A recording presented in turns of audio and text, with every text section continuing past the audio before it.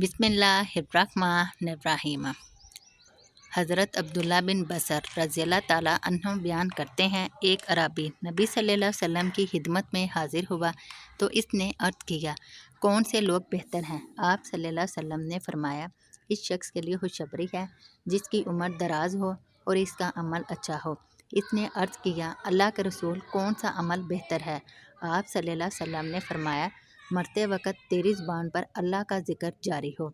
मुश्कातुल मसाबी हदीस नंबर 2270। हज़रत अबू दरदा रज़ी अल्लाह ताला अन्हु बयान करते हैं, रसूल अल्लाह सल्लल्लाहु अलैहि वसल्लम ने फरमाया, क्या मैं तुम्हें तुम्हारे बेहतरीन अमल के बारे में ना बताऊं, जो कि तुम्हारे मालिक के यहाँ अजर के लिहाज से ज़्यादा बढ़ने वाला, तुम्हारे बुलंद दर्जात का बाइस बनने वाला, तुम्हारे लिए सोने और चांदी के खर्च करने से बेहतर और तुम्हारे लिए दुश्मन से ऐसा जिहाद करने से बेहतर जिसमें तुम एक दूसरे की गर्दनें उड़ाओ। सहाबा ने अर्ज़ किया, क्यों नहीं, ज़रूर बताएं। आप सल्लल्लाहु अलैहि वसल्लम ने फरमाया, अल्लाह का ज़िक्र। मुश्कातुल मसाबी हदीस नंबर 2269।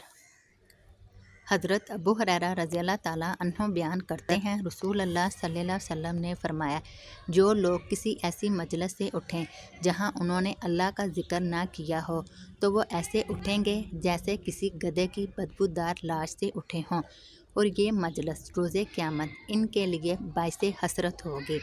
मुश्कातुल मसाबी हदीस नंबर 2273।